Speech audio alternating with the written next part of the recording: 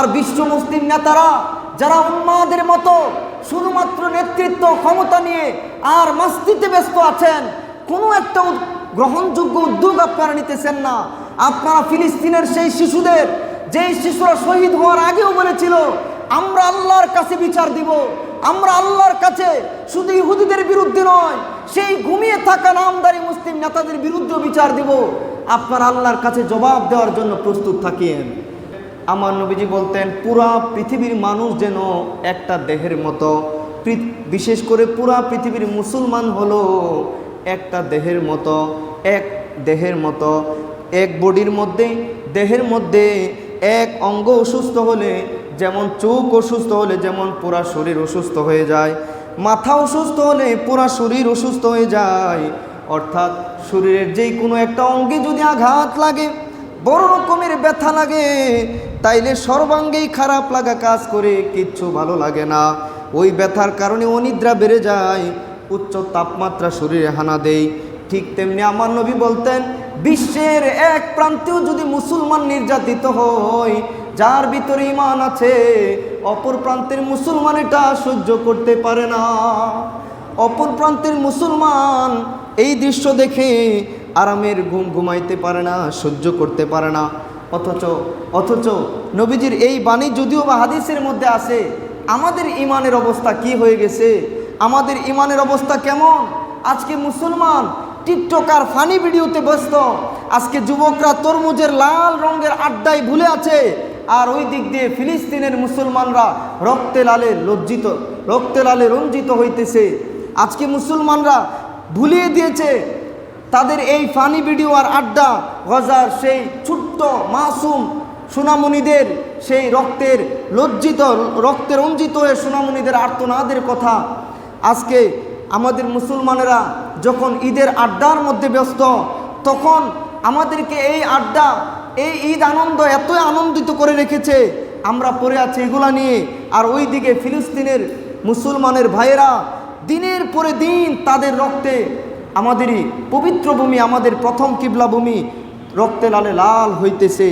এজন্য আমাদেরকে আবারও আসতে হবে, আমাদেরকে আবারও উজ্জীবিত হয়ে বদরের চেতনায় আসুন না, আবার আমরা ময়দানে ঝাঁপিয়ে পড়ি, আবার বিশ্ব মুসলিম এক হওয়ার ডাক দেই, আবার আমরা একসাথে আল্লাহু আকবার হাঁকি, আবার আমরা আল্লাহর উপর ভরসা করে ঐক্যবদ্ধ হয়ে বিজয় ছিনিয়ে আনি ইনশাআল্লাহ। আমাদেরকে মনে রাখতে হবে, আমরা যদিও বা সবাই লক্ষ্য করি না, ওই ভাইয়ের কষ্ট, ওই ভাইয়ের দুঃখ স্মরণ রাখার কথা, চিন্তা করার কথা কেউ কারোর স্মরণে নাই। যে ভাই ফিলিস্তিনের এক মসজিদে নামাজ পড়তে গেছে, নামাজ পড়ে এসে দেখে আবারও সেই ইসরায়েলের ইহুদিরা সন্ধি ভঙ্গ করে, তাদের চুক্তি ভঙ্গ করে হামলা দিয়েছে, আর সেই বোমা হামলায় তার বিবি বাচ্চা সবাই শহীদ হয়ে জান্নাতের পাখি হয়ে গেছে। তার সেই ছোট্ট মাসুম একমাত্র কন্যা বাচ্চাটাও মারা গেছে, যেই কন্যা বাচ্চাটার জন্য সে বিস্কিট নিয়ে আসছিল। নামাজে যাওয়ার আগে যেই কন্যা বাচ্চাটাকে আদরের একমাত্র, সেই কন্যাটাকে সে নিজ হাতে চুলের বেনি বেঁধে দিয়েছিল, চুলটারে সে বেনি বেঁধে দিয়েছিল। আর কারে সে চুল বেনি বেঁধে দিবে, আর কার জন্য সে বিস্কুট রাখবে? এই কন্যা তো জান্নাতের পাখি হয়ে গেছে। এইভাবে সেই বোনের আর্তনাদ দেখার কেউ নেই, যার হাতে একটা ব্যাগ দেখা গেছে। মানুষ যখন জিজ্ঞেস করলো আপনার হাতে এটা কি, বলে আমার হাতে আমার ভাই। ভাই মানে?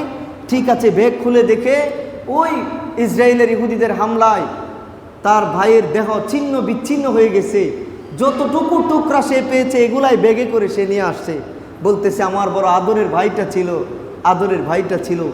আর কত রক্ত ঝরলে বিশ্ব মুসলমানের সেই নেতাদের ঘুম ভাঙবে, আর কত রক্তে লালে লজ্জিত রঞ্জিত হলে, রক্তে লালে লাল হলে মুসলমানদের ঘুম ভাঙবে। আল্লাহ আমাদেরকে সচেতন হওয়ার তৌফিক দান করুক, বলেন আমিন। এই রমজানে দোয়া কবুল হয় ইফতারের পূর্বে, সেহরির সময়, কোনো সময় আপনারা দোয়া করতে ভুলবেন না। আমরা তো কিছুই করতে পারতেছি না, আমরা তো চোখের পানি ফেলে দোয়া ছাড়া আর কিছুই করতে পারতেছি না।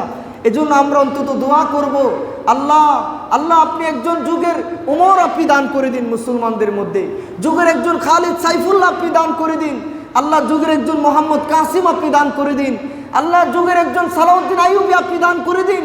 আল্লাহ যুগের একজন নুরউদ্দিন জঙ্কি আপনি দান করে দিন, যাদের হাত ধরে এই মুসলমানদের প্রথম কিবলা বাইতুল মুকাদ্দাস এই মসজিদ আকসা আবার মুসলমানদের দখলে আসবে ইনশাআল্লাহ। এজন্য আমাদের আরও যেই কাজগুলো করতে হবে, যার যতটুকু সামর্থ্য আছে সহযোগিতার হাত সবসময় ফিলিস্তিনের পাশে, বাংলাদেশ থেকেও প্রত্যেকটা মুসলিম দেশ থেকেও ছিল, এটা রাখবেন আপনারা। আমরা দেখতে পাইতেছি সোশ্যাল মিডিয়ায়, আমরা বাহারি রকমের ইফতার করলেও তাদের হাতে ইফতার নাই, তাদের হাতে খাবার নাই, তারা কান্না করতেছে। এক শিশু তো বলেই দিয়েছে যে আমার জন্য শহীদ হওয়াই উত্তম, মরে যাওয়াই উত্তম, কারণ আমি শুনেছি জান্নাতের মধ্যে নাকি খাবারের কোনো অভাব নাই। জান্নাতের মধ্যে আমরা তো খাবারের কষ্ট পাইতেছি। এভাবে তারা আর্তনাদ করতেছে, কান্না করতেছে, যে কান্নায় আকাশ বাতাস ভারী হয়ে যাইতেছে। এজন্য এই ইহুদিদের যত পণ্য আছে, আমরা ইমানের দাবি থেকে সবসময় বলে আসতেছি, আমরা যতটুকু পারি অবশ্যই ওই পণ্যগুলো বয়কট করব। এবং আমাদের পক্ষ থেকে এই মুসলমানদের জন্য আমরা সহযোগিতার হাত বাড়াবো, সবসময় দোয়া করব। আর বিশ্ব মুসলিম নেতারা যারা উন্মাদের মতো শুধুমাত্র নেতৃত্ব ক্ষমতা নিয়ে আর মাস্তিতে ব্যস্ত আছেন, কোনো একটা গ্রহণযোগ্য উদ্যোগ আপনারা নিতেছেন না। আপনারা ফিলিস্তিনের সেই শিশুদের, যেই শিশুরা শহীদ হওয়ার আগেও বলেছিল আমরা আল্লাহর কাছে বিচার দিব, আমরা আল্লাহর কাছে শুধু ইহুদিদের বিরুদ্ধে নয়, সেই ঘুমিয়ে থাকা নামদারি মুসলিম নেতাদের বিরুদ্ধেও বিচার দিব। আপনারা আল্লাহর কাছে জবাব দেওয়ার জন্য প্রস্তুত থাকিয়েন, আপনারা আল্লাহর কাছে জবাব দেওয়ার জন্য প্রস্তুত থাকিয়েন। অবশ্যই আপনাদেরকে জবাব দিতে হবে। আমরা আবার অনুরোধ করি, আপনারা আপনাদের দোয়ায়, জুমার দিন দোয়া কবুল হয়, ইফতারের সময় দোয়া কবুল হয়, তাহাজ্জুদের সময় দোয়া কবুল হয়, আপনাদের সেই চোখের পানি মিশ্রিত দোয়ায় যেন ফিলিস্তিনের কথা থাকে, তাদের সে আর্তনাদ, তাদের সেই কষ্ট, তাদের সেই এইভাবে রক্তে লালে লাল হওয়া এই কষ্ট যেন আল্লাহ দূর করে দেয়। সবাই বলেন আমিন। আর একটু